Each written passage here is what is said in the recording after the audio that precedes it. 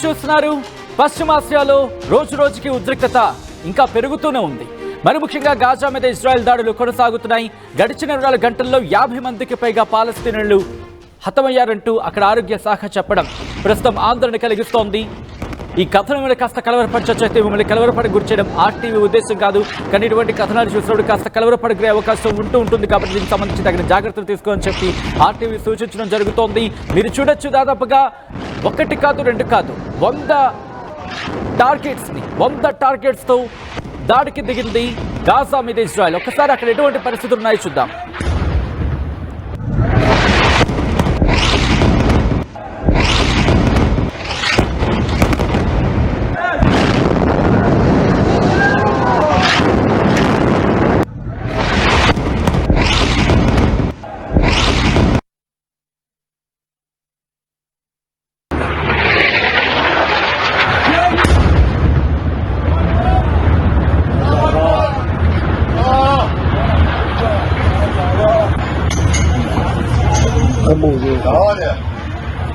Visuals మీరు చూస్తున్నారు. Gaza మీద ఇజ్రాయెల్ విరుచుకు పడుతోంది. దాదాపుగా గత 2-3 రోజులుగా చూసుకుంటే గత 2-3 రోజుల వ్యవధిలోని 200 మంది పాలస్తీనులు మృతి చెందారంటూ గాజా ఆరోగ్య శాఖ చెప్పడం అక్కడ ఆందోళన కలిగిస్తోంది. అధికారికంగా 200 మంది అయితే అనాధికారికంగా ఈ లెక్క 700 దాకా ఉండొచ్చు అంటూ కూడా అంచనా ఉన్నాయంటే అర్థం చేసుకోవచ్చు ఏ స్థాయిలో దాడులు జరుపుతుందో. ఈ నేపథ్యంలోని ఇటు హౌతీ, యమన్ నుంచి హౌతీలు కూడా ఉత్తర ఇజ్రాయెల్ మీద దాడులకు దిగిన సందర్భాన్ని చూశాను నిన్న. మరి ముఖ్యంగా నిన్నటి నుంచి చూసుకుంటే నిన్న హౌతీ రెబల్స్ ఎటువంటి భీకర దాడులు జరిపారో మనం గుర్తు చేసుకోవచ్చు. ఈ నేపథ్యంలోనే ఇక్కడ గాజా మీద దాడులు కనుక ఆపకపోతే మేము కూడా దాడులని ఆపేదే లేదంటోంది హౌతీ. ఒక్కసారిగా దాడులు ఉధృతమవుతున్నాయి. ఇటు గాజాలో ఇజ్రాయెల్ దాడులు చేస్తూ ఉంటే ఇజ్రాయెల్ మీద హౌతీ రెబల్స్ దాడులకు దిగుతున్నారు. 2 రోజుల వ్యవధిలోని వేలల్లో మృత్యువాత పడ్డారు అంటే చర్చ జరుగుతుందంటే అర్థం చేసుకోవచ్చు ఇటు గాజా మీద ఎటువంటి పరిస్థితి ఉంది అనేది. గాజా పట్టి ప్రస్తుతం పగిలిపోతోందా? అవును, ఎందుకంటే అక్కడ భీకర పరిస్థితులు ఉన్నాయి. ఎక్కడ చూసినా పేలుళ్ళే. ఎటువంటి పేలుళ్ళు సంభవిస్తున్నా ఒకసారి చూద్దాం.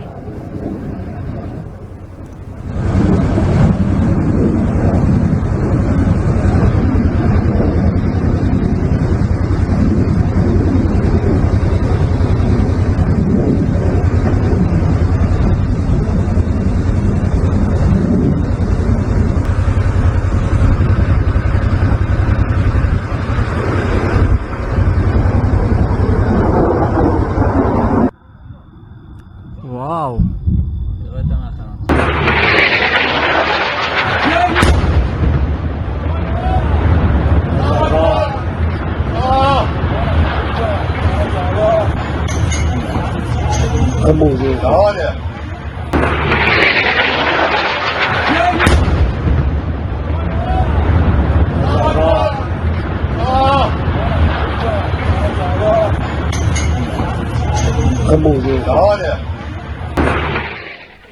ఒక్కసారి ఆ ఆడియో కాస్త ఫేడ్ని కాస్త ఉంచే ప్రయత్నం చేద్దాం పీసీఆర్. ఎందుకంటే కనుక అక్కడ పరిస్థితిని అద్దం పడుతూ ఉంటుంది ఆ విజువల్స్ చూస్తూ ఉంటే.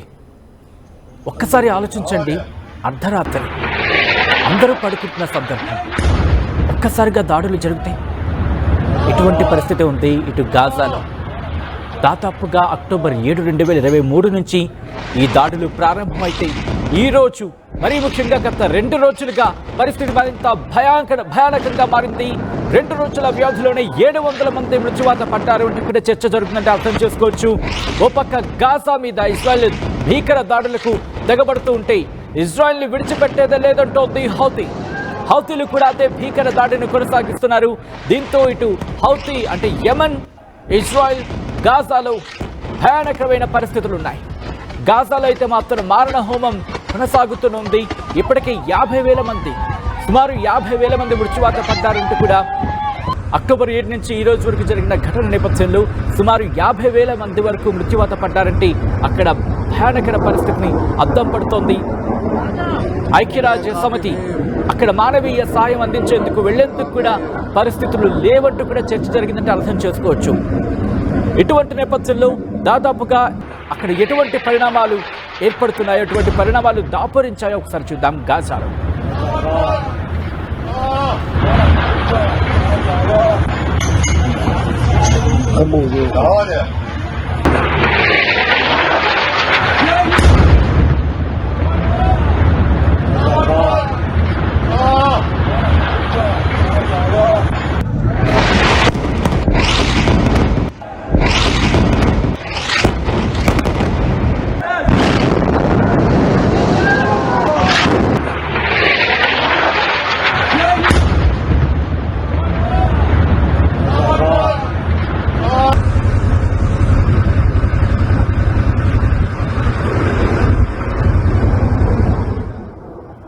విజువల్స్ మీరు చూస్తున్నారు.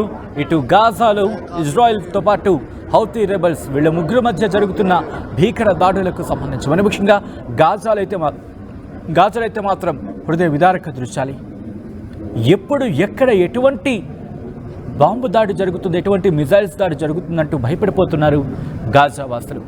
పాలస్తీనియన్లు రోజు రోజుకి అక్కడ భయభ్రాంతులకు లోనవుతుందంటే అర్థం చేసుకోవచ్చు.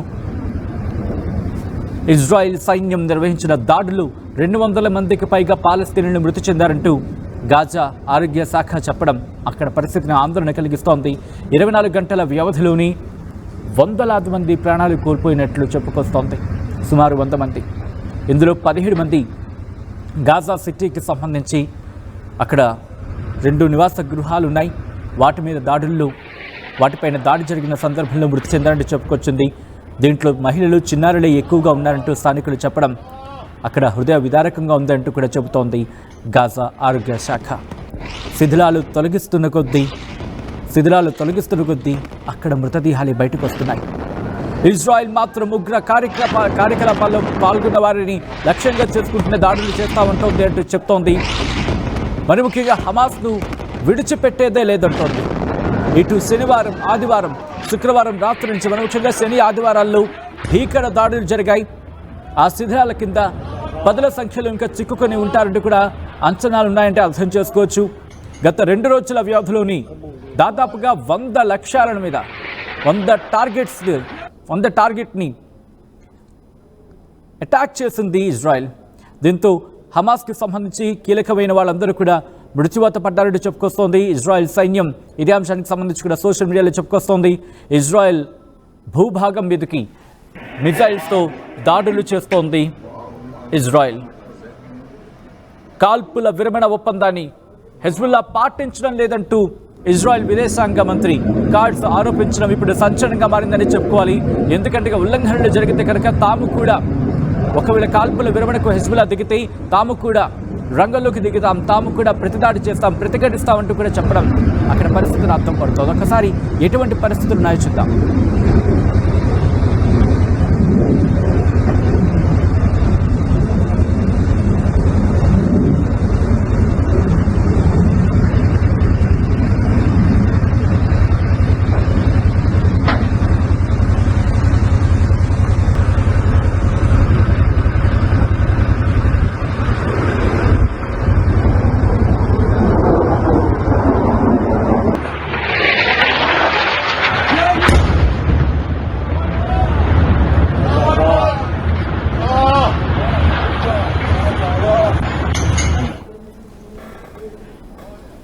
హసన్ నస్రుల్లా మరణం మీద ఎటువంటి situations face in fact Hasan Nasrallah తర్వాత ఎటువంటి పరిణామాలు జరిగాయో చూసాం. హెజ్బుల్లాకి సంబంధించి కీలకమైన నేత హసన్ నస్రుల్లా మరణం తర్వాత కీలకమైన పరిణామాలు చోటు చేసుకుంటున్నాయి. మరి ముఖ్యంగా లెబనాన్ రాజధాని బీరెట్కి సంబంధించి సెప్టెంబర్లో ఇజ్రాయెల్ జరిపిన భీకర దాడులు నస్రుల్లా మరణించారు. హసన్ నస్రుల్లాతో పాటు మరికొంతమంది కీలకమైన వ్యక్తులు కూడా మరణించిన సందర్భాన్ని ఇక్కడ గుర్తు చేసుకోవచ్చు. ఆ తర్వాత కాల్పుల విరమణ జరిగింది. కాల్పుల విరమణకు సంబంధించి ఒప్పందానికి వచ్చారు. ఆ తర్వాత పరిస్థితి అంతా సర్దుమణిగింది అనుకున్నారు. కానీ ఇప్పుడు గాజాలో హమాస్ మీద దాడి జరుపుతోంది ఇజ్రాయెల్. ఈ భీకర దాడుల్లో ఇప్పటికీ వందలాది మంది ప్రాణాలు కోల్పోయారు. మరికొంతమంది పరిస్థితి ఇంకా విషమంగా ఉంది. మరి ముఖ్యంగా గాజా వాసులు, పాలస్తీనియన్లు ఇప్పుడు భయాందోళనలో బ్రతుకుతున్నారు. ఏ రాత్రి ఏ మిజైల్ వచ్చి తమ మీద పడుతుందో అర్థం కాని పరిస్థితుల్లో బిక్కుబిక్కుమంటూ బతుకుతున్నారు. అక్కడ ఆ విజువల్స్ చూస్తే హృదయ విదారకంగా ఉన్నాయి దాడి జరిగిన ప్రదేశాల్లో.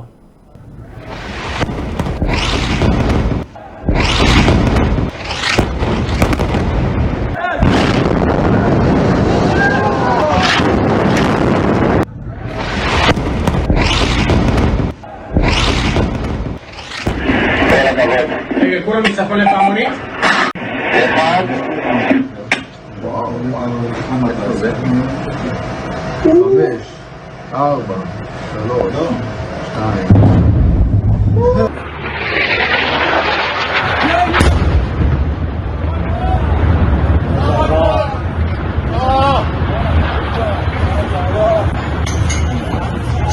Kamu